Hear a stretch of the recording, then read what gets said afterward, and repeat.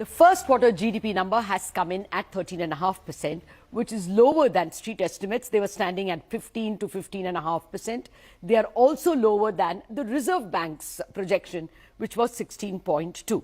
Now, if you adjust this lower Q1 number into the RBI numbers, the RBI's full year forecast arithmetically should fall from 7.2 to 6.7%, and many economists have already brought down their forecasts. But let me give a different interpretation. At the outset, a 13.5% GDP growth over 20% last year Q1 doesn't look all that bad. Let me explain why and what looks weak. The actual Q1 GDP is 36.85 lakh crore, which is only 3.8% higher than the pre-COVID number, of FY20, the first quarter. The weak elements are: one, construction. Construction GDP has come in at 2.62 lakh crore. It's a good 16.8% higher than last year. But if you compare it to the pre-COVID level, then in 3 years, the growth is just 1.1%. Likewise, another huge category, trade, hotels, transport, communication and broadcasting. A large segment, its GDP was 5.59 lakh crore in the latest Q1. It is 26% above last year, but 15% below what it was 3 years ago, that is FY20 Q1. And these are the two sectors that comprise, the small MSME units, your Udupi hotels, traders, unorganized labor. Okay, now what are the strong points? Private final consumption at 22 lakh crore is 26% above last year and a good 10% over the 3 year ago level. Not bad at all. And capital formation, gross fixed capital formation has come in at 12.8 lakh crore, which is nearly 7% above the 3 year ago level. Not spectacular, but at least not all that bad. So what more does this Q1 number tell us about the hidden weaknesses and strength of the economy? Is there strength in domestic consumption, which I pointed out, strong enough to improve the coming quarters? Or will the coming quarters be worse off because of the global slowdown? For all these questions, I'm joined by an eminent panel: Abhishek Upadhyay of ICICI Securities, primary dealer; Pranab Sen, the former chairman of the Statistics Commission; Samiran Chakrabarti, chief economist, Citi India; and Rob Subramanian, the global economist of Nomura. Gentlemen, thank you very much for your time. Rob, let me start with you. I mean, it's a great year-on-year story because, we had a terrible first quarter of FY21. But this weakness over the 3 year ago level, is this an Indian phenomenon or are you seeing it everywhere? How do you interpret this number? Hi, Latha. It's great to be back on your show. I would say it's not just an Indian phenomenon. I'd say it's an emerging market phenomenon. If you're looking at many emerging markets and their levels of GDP now compared to just before the pandemic, some are still not even back to that level. Some are only just marginally above that level. So emerging markets, much more so than developed economies, have really struggled to fully recover from this pandemic. And I'd say India is in that bucket as well. Okay. All right. I'll come back to you on the global impact, recessionary impact. But Samiran, I got your note. And you also point out that actually domestic demand is very strong. I pointed out to the personal final consumption numbers as well. If that is so strong, should not the domestic consumption engine be able to propel us better in the quarters to come? Why are you reducing your GDP forecast? So good morning, Latha. Actually, most of our GDP growth forecast revision is simply a arithmetic exercise because the first quarter GDP came in much weaker than what we were expecting. So we had to adjust for it. If you look at our rest of the year forecast, we haven't changed those forecasts in a very big way, at least in a sequential momentum sense.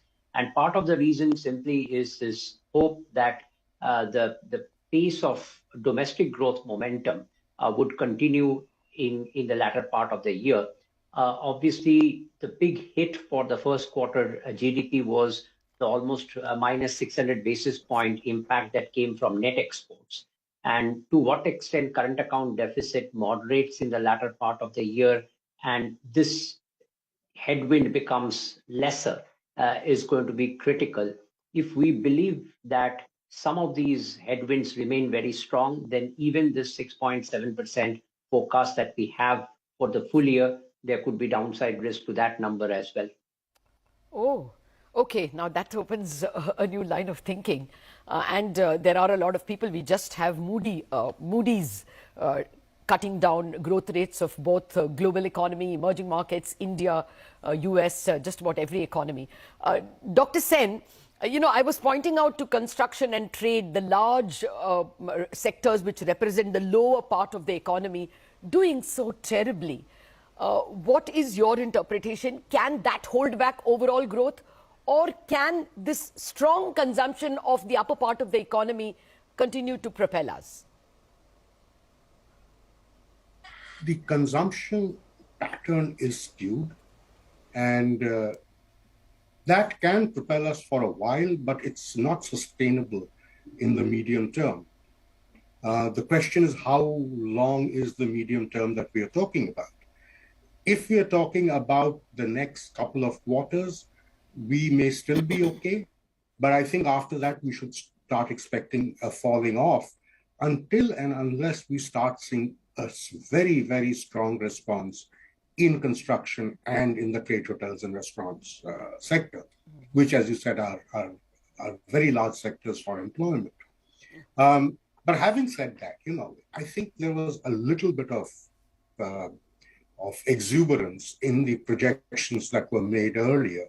Okay. If you recall, I've been saying that we should be expecting around 6.5% with a downside risk. And that seems to be coming true.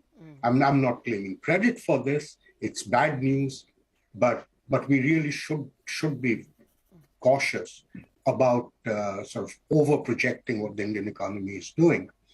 And we haven't yet factored in what is going to be the effects of the tightening of monetary policy. Yes. At the moment, it doesn't seem to have had much effect. But sooner or later, it will. I take your point, and that is going to be my next set of questions. But before that, one more question to you, Abhishek. Any other points from the GDP that we have not yet discussed? And particularly, I wanted your view on, government, whether it can make a difference. Government final consumption expenditure has hardly grown. It's somehow not gelling with the fiscal data we got.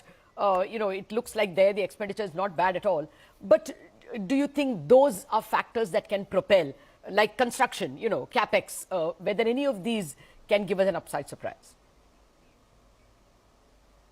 Well, so the main reason for downward surprise compared to our forecast, which was close to RBI, was the industrial sector performance. So manufacturing, mining sector, the growth pickup in those segments was much weaker compared to what you would expect based on data such as IIP.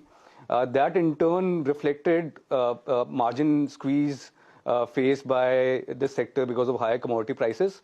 Now, the silver lining is that commodity prices have come off of late, and that should then act on the opposite side and support the numbers in the current quarter and perhaps in the second half of the year as well.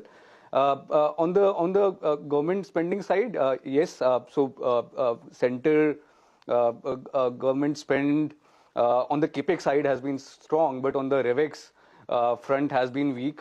Also, the states spending has started on a relatively soft note. So, but these segments, you would think that government, looking at the current bond yields, for instance, which are so low, government will have some fiscal space to spend because tax collection numbers also looking reasonably robust.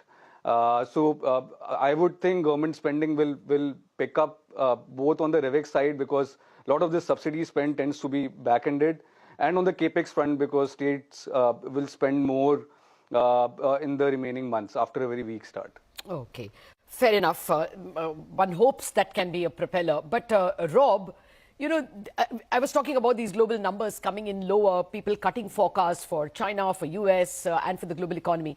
Will this mean that there will be more headwinds for growth, and will Nomura itself look to lower its India GDP forecast? So absolutely there's going to be headwinds. We're already forecasting recessions in the US Eurozone, UK, Canada, Australia, South Korea, New Zealand. Many economies now we think are going to have negative growth for the whole of 2023. Let's face it, central banks have been very clear now post-Jackson Hole. They're going to get inflation down no matter what. If that means tightening into recession, so be it. We have an energy crisis in Europe and droughts in other parts of the world. We have China really struggling with its zero COVID strategy and a property crisis as well. There's a lot of headwinds to global growth. We have minus 1% roughly GDP for the US, Europe next year. There's clearly downside risk to our India GDP growth forecast for 2023, which is currently 4.7%. I think this GDP number that just came out for India, I don't want to sugarcoat it. I think that's as best as it gets. I think it's slowing down from here. There was a reopening, pent-up demand that helped. There was a public infrastructure push. But going forward, I think we're heading to a slowdown, and I think many economists will be revising down their growth forecasts as external factors hit. Oh, okay. That's not looking good. Samiran, let's talk about net exports, taking from what Rob has said. You point out in your note that actually net exports is one of the reasons why we have done badly. I mean, our imports have done hugely well and exports are certainly not keeping pace. Won't that continue? What is your best hunch?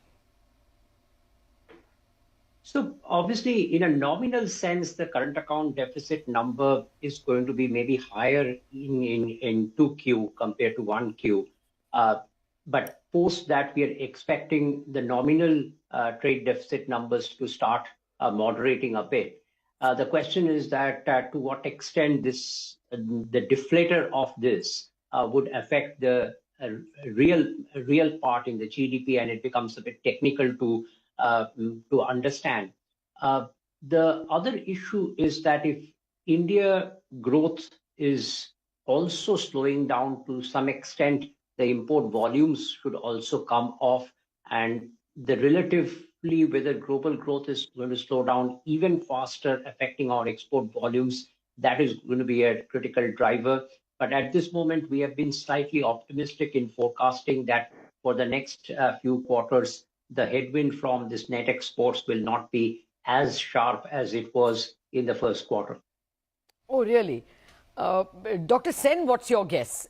Do you think, I mean, the way in which other countries are getting their estimates lowered, will exports be a bigger drag in the second half? Samiran thinks not. No, I think Rob was fairly clear about it. Yes, of course, it's going to be a drag. The real question is not what's going to happen to exports. I think that's almost entirely predictable. The real question is what's going to happen on the import side.